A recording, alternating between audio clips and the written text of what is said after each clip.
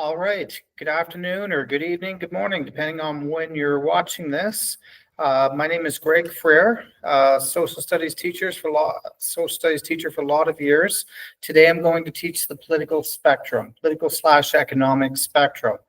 I'm really hoping you can see. I've been playing around with the lighting in here. I'll do my best, but at the very least, we'll have a transcript as well that you can read over.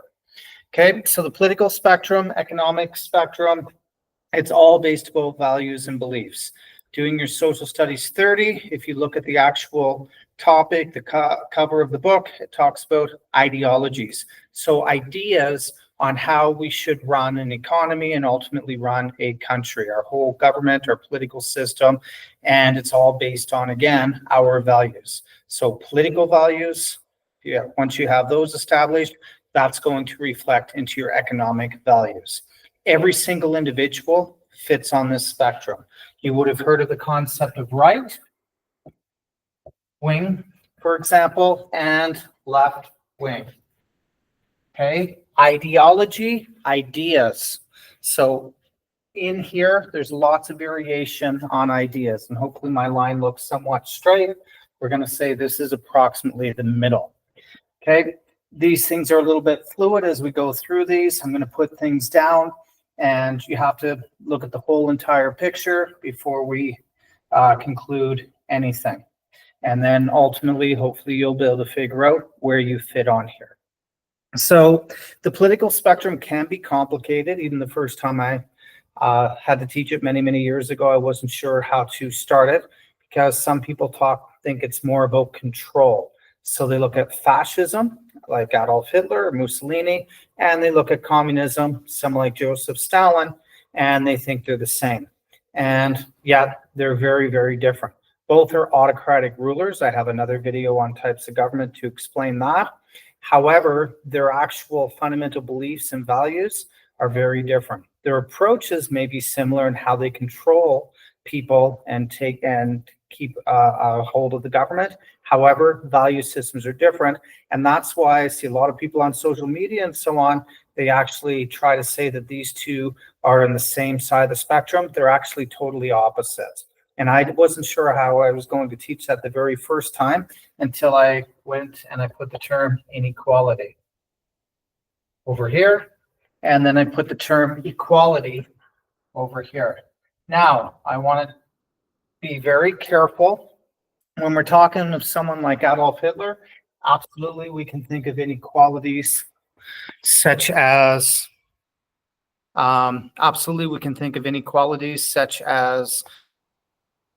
my computer's acting funny, sorry.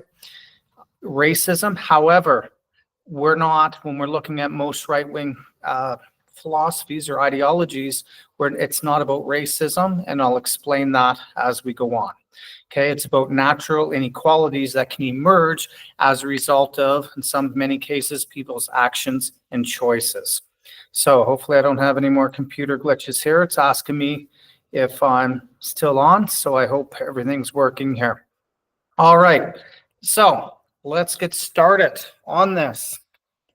Again, everyone's based on values. I'm going to draw a line roughly down the center, and we're going to start to look at different things. Now, in the beginning, if you look back in your studies in grade 11, you looked at French Revolution a little bit, hopefully a little bit enough to understand that idea of inequalities. You had divine right of kings. So you have divine right. You have people like Louis XIV. And you know what that was all about. There were definitely inequalities that existed amongst the people, the three estates, and so on. Those are the inequalities we're by and large talking about. Adolf Hitler would start to throw in the racism card and so on, but they would have inequalities.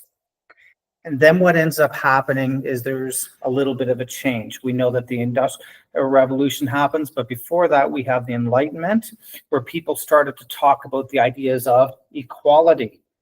But all of this falls under the category of what would be referred to as liberalism. Over here on the right, most things will fall under the general category of liberalism. Over here on the left, we will fall under the general category of socialism. Again, don't stop the video. You have to get the entire picture here. And so things emerge and change over time, and there's various degrees, and this spectrum is massive just on this side alone. And so in the beginning, we had divine right, and they were all about inequalities. Then others started to emerge, and they said, we need to promote more freedom, okay, for the people. From the Enlightenment, you have the idea of people being equal. You're going equals over there. Just hold on. Okay. But they said, we're going to give you freedom of opportunity and so on. And so people on this side also promote individualism. Versus on this side, you're more of a collectivist. So it's more about the group. And so in the beginning, they started to focus on the individual. Adam Smith, who you would have studied, was big time over here. So we have Adam Smith. Now, he was an economist, but he wrote The Wealth of Nations, 1776. He said, if you want a wealthy nation, you have to give your people freedom. Allow them to be individuals, pursue their own individual interest, and that would lead to a wealthy nation. So Great Britain and others start to go, I'll think about that. And their kings and others start to back off a little bit with people. Under Louis, and then it would be Louis the 16th, French Revolution, they had no choice to back off because, of course, he lost his head.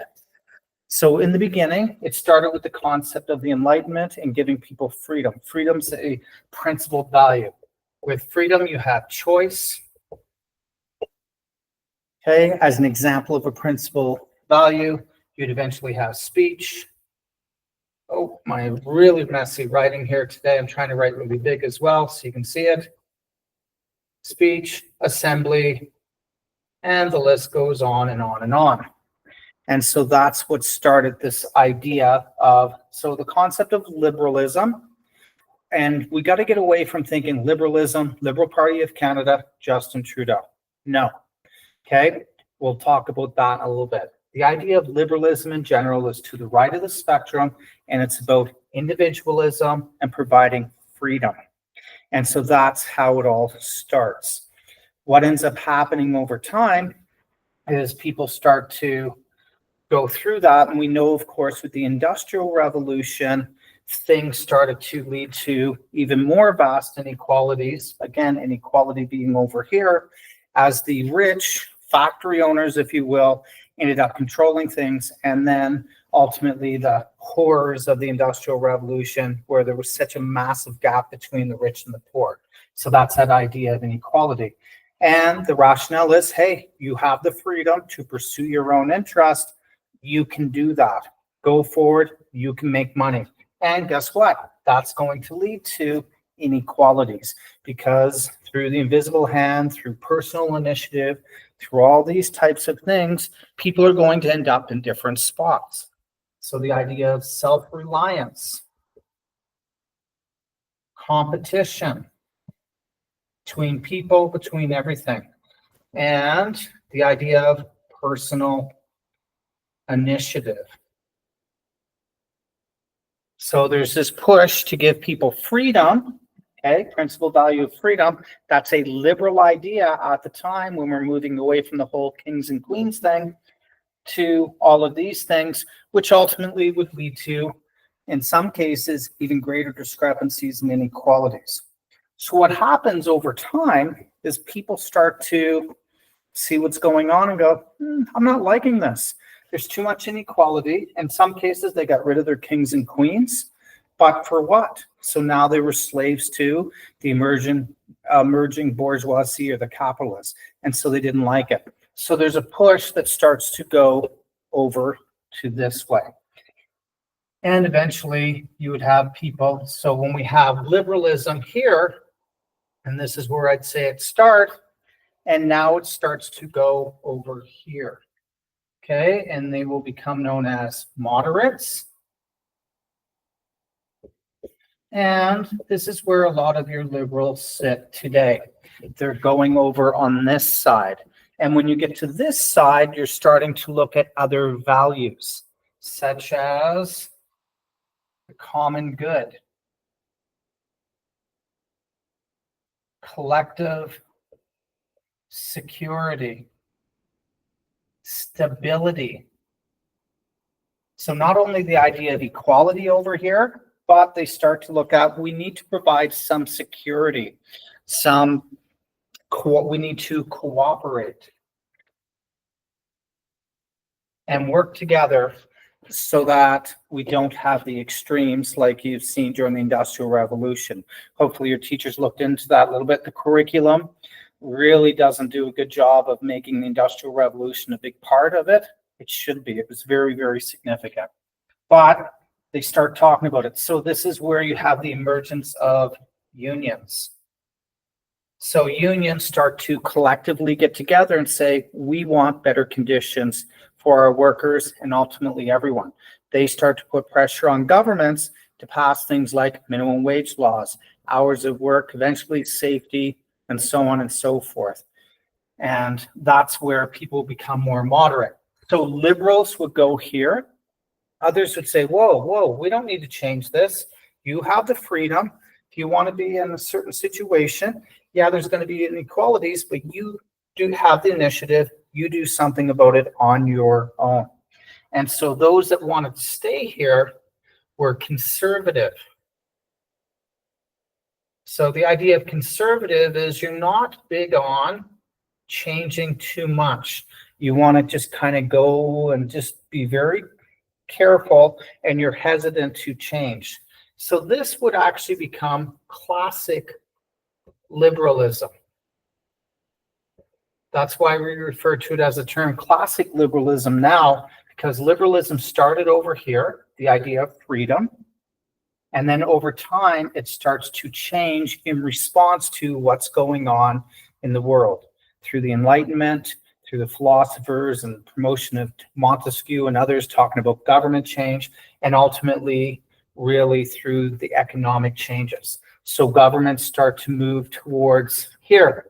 They're pushed even further when along comes a person known as Robert Owen. And if you remember, and you should have looked at him, he was a factory owner, and he said, I'm going to take some responsibility in looking after my workers. And so he had ages, he had a healthier environment, if you will. He encouraged his people and really pushed them so they weren't allowed to party and drink too much, provided housing, said no to child labor, but that was about 10 years old to him, although that was a huge step considering children as young as 5 were working in the factories and so on, and the mines and all the horrors that go with that. So Robert Owen starts to say, he as a factory owner says we need to take more social responsibility to work for the common good, provide security and stability for the workers, and cooperate better. So it's a departure.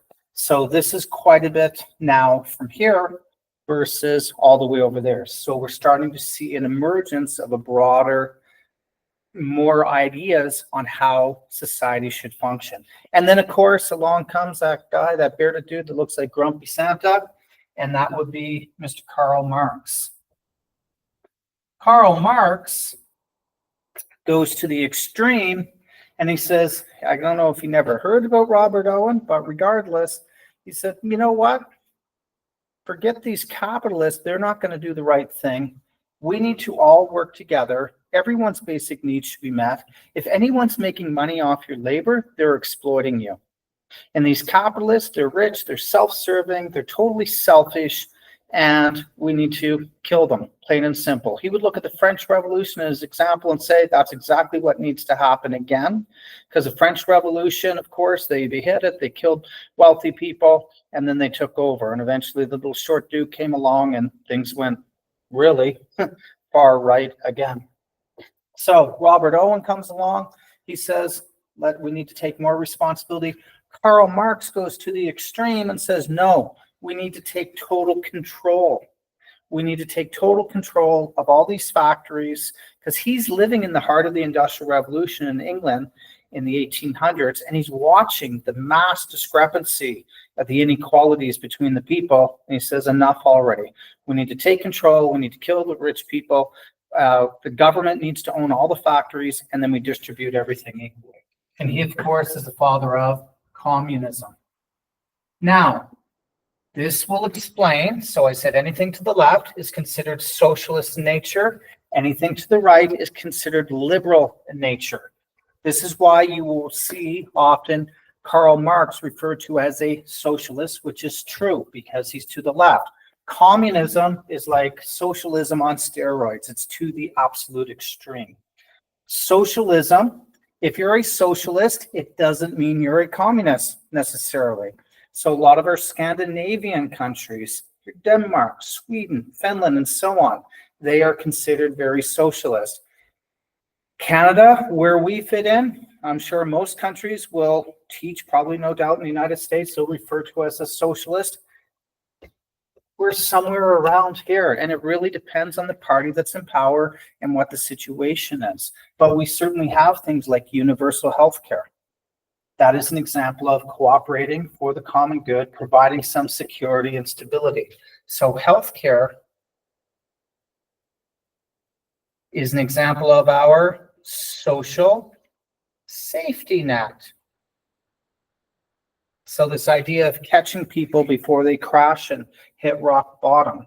So Robert Owen would lay the foundations for socialism, which can still be democratic. You can still have, it's not full equality, but for example, in the height of the socialism in Sweden, the wealthy were taxed up to 70%. There's definitely a narrowing of the gap between the very, very wealthy and the very, very poor, so it's more evened out. Versus the Industrial Revolution, massive gaps. And then there's everything in between. So where does this translate to?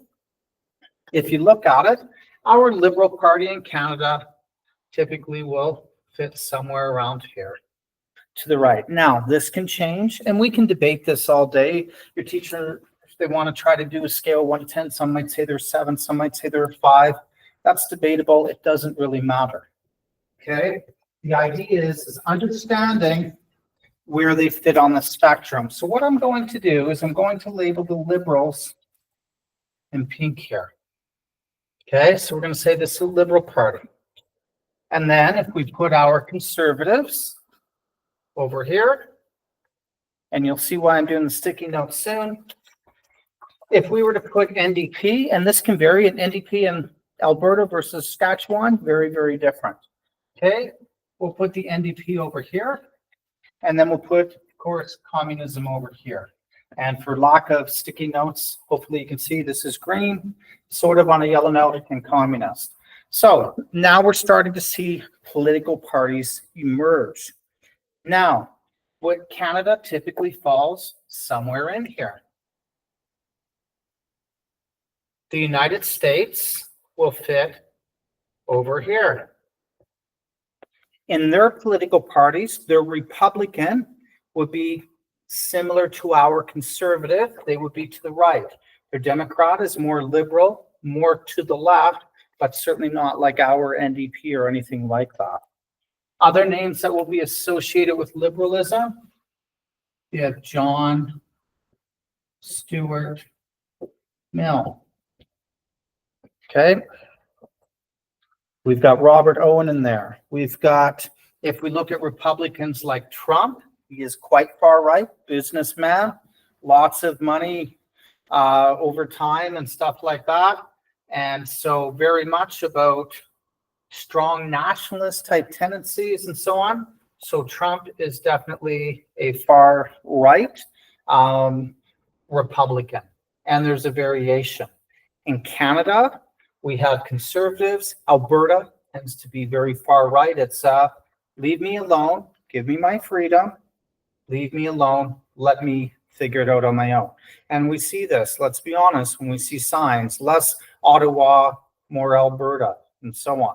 And so if you look at the history of Alberta, a lot of people that immigrated here from within Canada over the centuries and from around the world have taken, risk. And we know that's what entrepreneurs and right-wingers following Adam Smith do. And so they have, I guess you'd say, that entrepreneurial spirit in a lot of ways. of we want less government control, we want to look after ourselves. Versus you go to other provinces and it can vary from province to province. Saskatchewan was home to the NDP, for example. And so Alberta is definitely more of a right-wing province. It's the most right-wing province in the country. So where do we sit? Again, to the right. It depends who's in power. Now, we know that Conservatives have been in power for quite some time, with the exception of the NDP for 4 years. Within the Conservative Party itself, you have different wings as well. It's the UCP now because they had the Wild Rose that was far right. And then they had Conservatives that were sitting somewhere around here, and they united. But that's why until, well, Ms. Smith's been in for a while now, but a number of our Conservative leaders over the last several leaders have had trouble staying in for more than 4 years because the Conservative branch is so broad. And Liberals, if you will, in Alberta, that's really your NDP party, but that gets a little complicated. So we'll go back to this. So liberalism is about individualism. It's about freedom. So that concept in the beginning would have been liberalism. We call it classic liberalism today because liberalism mutated, it evolved and changed over time. And so it came more to the center.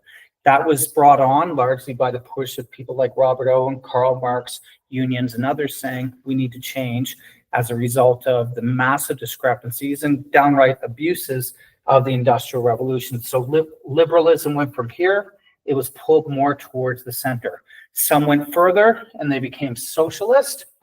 And then Marx comes along and totally goes to the next extreme. He becomes outright communist, where you have government control. Government control. Now, you can also have government control over here on the far right, and this is where, of course, your fascism comes in. Now, with fascism, also government control, but the values are very different. Under Karl Marx, he believed everyone should be equal, that everyone should share in the means of production and everything else. And whereas fascism and Adolf Hitler, his power base actually in the beginning comes from the capitalists, from the wealthy business owners, because they don't want, they see it, they describe it as the new disease coming from the Far East, or the east of Europe, which would have been Russia. And then, of course, it morphed into the Soviet Union by 1921. So when Hitler's coming up in power, if you're wealthy and you have that inequality, do you want to share? Some do, a lot don't. And so in order to stop this, as they described as the plague from the East, they took a very strong stance and they went with Adolf Hitler. And so he got a lot of backing from the wealthy in Germany because of that, because they valued this. Now, he takes it to the next step and then talks about racial inequalities as well. So in that case, sure, you bet you, inequality there can tie to racism. All this other stuff, when we're looking at Canadian Conservative, Trump and all that, it's not about race or anything like that, inequalities. It's about the differences based on where you fit in and what you do. You are given the freedom to pursue your destiny, and as a result, there's going to be inequalities. Think of it this way. If you look at your marks in any given classroom, the average grade in an Alberta classroom in high school is 65, 68% across the province. Okay, within that, there's lots of inequalities. There's students that could be failing. There's students that could be doing extremely well. So you could have marks anywhere from 20%, let's say, up to 98%. That's inequality. Now, the result of that, those grades can vary. Karl Marx talks about each to their ability, each to their need. Some people, no matter how hard they try, they don't seem to always be able to get those 90s. And some people, school comes easily to them. And then others make choices, they work harder, they do whatever. But at the end of the day, there are inequalities in grades. But we come out with a class average. And so if we were to convert this to give an analogy with grades, we could say, well, everyone gets the class average. How about that? Let's be communist in our classroom. Now, some people, if you have very high grades, you're probably not going to like that. If you have very low grades, if you're failing, the thought of a 65 probably sounds pretty sweet to you. So depending on your situation, and that goes to countries now, you may support, your values and beliefs may change a little bit. An example of this is Vietnam. In Vietnam, the French controlled it. In the 1800s, it was known as French Indochina, and vast inequalities. And eventually, Ho Chi Minh, who was educated in France, comes back and says, I want my people to have more. There's too much inequality, and the legacy of the French is they control all the wealth up at the top. And so he led a rebellion, or war, essentially a revolution, to kick the French out. And the people, many of the people, not all, but many of them actually supported him.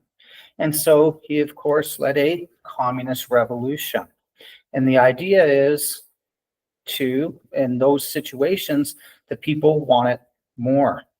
If you look at Lenin leading the first real true communist revolution in Russia, he said, I'll give you land, peace, and bread. People were starving. They were getting slaughtered in the war. And he said, and they didn't own anything. You had the rich kulaks that were the landholders. You had the czar, the king, the royal family. And so he says, I'll give you all those things. I'll make it more equal for you. Castro in Cuba, same thing. The U.S. mafia was controlling the waterfront, a lot of the businesses, the oil industry, production, automobiles, hotels, casinos. It was the mafia's playground. And so Castro comes along and says, I want to give more to my people. So depending on your situation, communism can actually be appealing to some people. And so that's why you'll see after World War II, the United States invests heavily into Germany, Japan, and Eastern Europe, trying to get into Eastern Europe and other places as much as possible, because they wanted to make sure that people had the opportunities and had some security and the money to move forward so that they wouldn't go to their new enemy during the Cold War, of course, the Soviet Union, the communist. And that, of course, leads to the Cold War. And so that's why you see all these different values and beliefs, and depending on your circumstances, may or may not sway you. And so not only your beliefs, but your individual circumstances. So I'll just check my notes here, see if there's any other things that we should go over. So a couple of things, and I'm sure some people have questions. This thing's so broad, and really you can put everything in social studies on this. We're going to miss things. Things over here, of course, you have public business.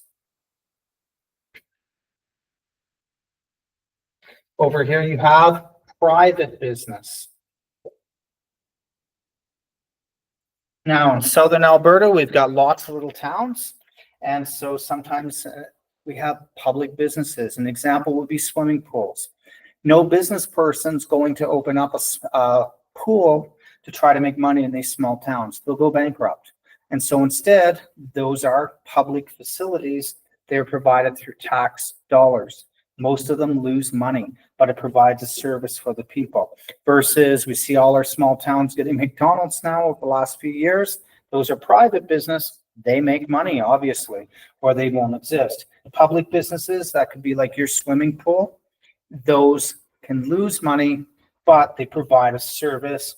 It's not so much the security stability, but it's this idea of providing a better quality of life, more opportunities for people. Now, going one step further, we have the CBC. This has been a hot topic in the news. This is a crown corporation. And so the initial goal behind the CBC was Canada's so vast and the population spread out so far with a relatively small population in a vast land, they wanted to ensure everyone had access to, it started with radio, then eventually TV. So the CBC has traditionally lost money over the years. There's so many options out there now. So there's a big debate over getting rid of it. Liberals support the CBC. Pierre Poilievre, current leader of the Conservatives, he says, if I get in, I'm going to scrap the CBC, that we're going to open it up to competition and we'll let consumers decide. And that's known as consumer sovereignty. And also he has some issues with it, and others do as well, believing that they find it tends to be left-leaning and therefore media bias comes into play. All of your media outlets, doesn't matter where they're at, they all have bias within them, be it Fox, CNN, BBC, and so on. There are some inherent bias in those. Now, does that mean that they're outright lying and making stuff up? In most cases, no. If they do, they get caught and they can get in trouble. One news agency was sued and settled out of court for $800 million. You don't have to lie to create bias, which ultimately can shape people's opinions. And hopefully through your education, you will learn that to keep an eye out and to look for inherent bias. All right. Other things to consider. Let's see. Anything that talks about when you hear the terms regulate or control, you're leaning more towards the left. The idea of and personal incentive and freedom, of course, to the right. If we're looking at fascism, of course, Mussolini and Hitler. Tito out of Yugoslavia, you'll probably never see on an exam. Tito Brons from 1945 to 80. Communism has really changed over time. Soviet Union no longer exists. China is really weird, and that's why I believe in your lifetimes you'll see 1 billion Chinese people line up to vote, because their political values, they have a communist government, but they've really started to engage the market economy, and they're emerging, and so there's inequalities happening there, and so there's an inconsistency in their values. If you look at North Korea, communist, Cuba as well, communist that emerged, Vietnam still to this day, but there are markets, free markets in there, and private businesses and so on. So communism is evolving and changing over time. Again, liberalism, this, don't just think of Justin Trudeau, it can emerge. Now, the last thing I want to tell you before we move on, here's why I put the sticky notes down. Over time, things can change. The United States is typically over to the right somewhere, but an old social diploma actually had the United States over here, and it wasn't wrong. If you remember the Great Depression, Franklin Roosevelt, he comes up with the New Deal. There was, the economy fell, crashed in 1929. He comes into power. He needs to provide some stability to the country. So the United States moves to the left. All of these at any given time can move to the left. It's not like conservatives do not get involved in the economy. Of course they do. They try to promote freedom and self-reliance, but they will depending on the circumstances. But here's what happens. You're not going to see conservatives ever to the left of liberals, or liberals to the right, or communists over socialists. Communism is always going to be far, far left. But particularly these ones will move. And so even a very conservative country like the United States, in times of crisis, they'll move. Even under Lenin, he did a new economic policy when he was struggling to get agriculture going. Communism moved this way. Okay, so these are fluid. There's no liberalism is 6 out of 10. Conservative is 8 out of 10. Trump is 9 out of 10. No, it changes with time. But what happens is they respond to, these days, a global environment, and they move together. So during the Great Depression and so on, we move over. This moves over. This, depending, can move over as well. So during 2008, there was a crash in the United States, another great stock market crash, and Obama later on responds, and he bails out, if you will. He's going to give money to corporations to stay in business. So the United States got involved. Notice how they all moved over. However, They'll never crisscross each other. So if you see a spectrum question shows 1, 2, 3, 4, it's always going to go communist, far left, then socialism, liberalism, conservative. Okay, or respective other things based on countries and that. They're going to move, things go well, they start to move over. Liberalism, I would say, is probably the more that moves a lot more, and it really depends on the leader at the time. Conservatives have really struggled. They've been bouncing all over, particularly in Alberta, over the last, 20 years. Because you have some that want to go further right, some that want to go more towards the middle. And so conservatives have been moving around. And so keep that in mind. They're never going to crisscross, but they will respond to what's going on and get more involved. There's no hard line. The conservatives say, oh, we can't pass that line. They do get involved and they do provide things. If you look at during COVID, liberal government certainly moved more over this way, which served with those payments and so on. And then over time, moved a bit more back to the right. Okay, I think that is about it. Hopefully you have found this useful, understanding the different ideologies. And ultimately, as you graduate, we hope that you will be able to identify, look at what your core beliefs and values are, and then align them to which party you believe best fits your needs. Be careful in names of parties, because sometimes their names versus what their actual actions are can be very, very different. And so truly look at your values, look over the political party's beliefs and values, and look at their actions, what they're actually doing, to see who is best going to meet you. Thank you. I'll just pause to the side here, and hopefully you can see all of that, clear board. And the transcript will be available as well.